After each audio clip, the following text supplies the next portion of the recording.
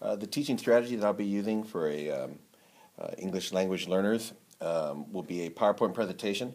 I'm a social science teacher. That's what I'm hoping my credential is.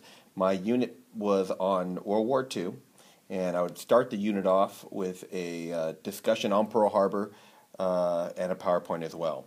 The first screen here is just kind of like a quick overview of the title, the events that changed the world.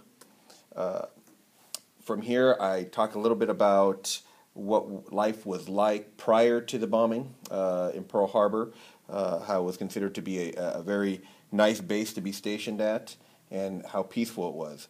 At 7 a.m. December 7th, 1941, all is well and peaceful. While that was happening, at 7 a.m., out in the Pacific, there were 6 Japanese carriers. I listed the carriers here. During my strategy, I would say each name and have the class repeat them back to me. I would also give an overview of the 420 Japanese air fighters that were aboard these ships. And again, every screen that we would hit, we would open it up for a little bit of discussion. We talk about the different waves of the attack. The first wave being at 7:55. And then here I would list the targets that the Japanese intended to strike. And then again we would talk about the second wave, and then again use this time as discussion on why they think, why the students think maybe they would have different waves. Why were some targets struck at first and then some targets struck second. This is a map, just a chance to give the students a better idea of how the attacks came in, the first wave coming from this direction, second wave coming from the opposite side. Another map, I think maps are a great teaching strategy because you give your kids visuals. I think the more visuals, the better. This kind of gives a really good illustration of how the harbor was set up, where the ships were, and so forth. I'd also give a handout to the students displaying the same screen. From here we talked a little bit about the naval damage. Here we have some pictures. I try to use pictures as much as I can in PowerPoints as well as video, so that would be part of it. On some of the PowerPoint presentations that I would use, and on this one as well, I do have some video clips that we would use. And then we talk about which ones were sunk, and we'd list each one.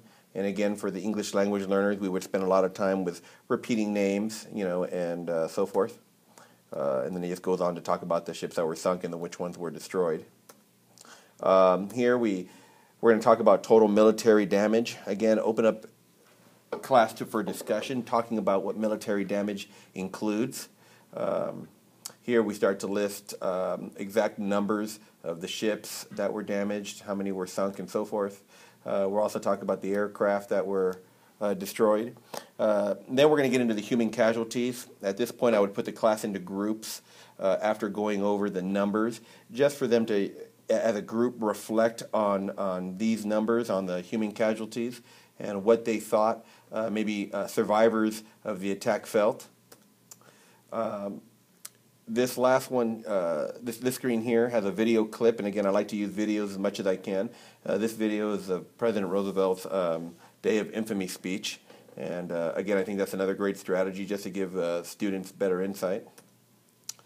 And then from there, I'd kind of go into World War II and discussing when the United States was officially part of World War II, war on Japan, and Germany declares war on America, and just a little bit more on how we got into it. At this point, we start talking a little bit about the domestic reaction to the attack and how thousands of American men enlisted and how mothers and wives went to work to support the war effort. And then there are my references. Again, I used a PowerPoint presentation because I think it's a great visual strategy. It gives us an opportunity for class discussion, and I'll also be incorporating a lot of class video. And that is my strategy. Thank you.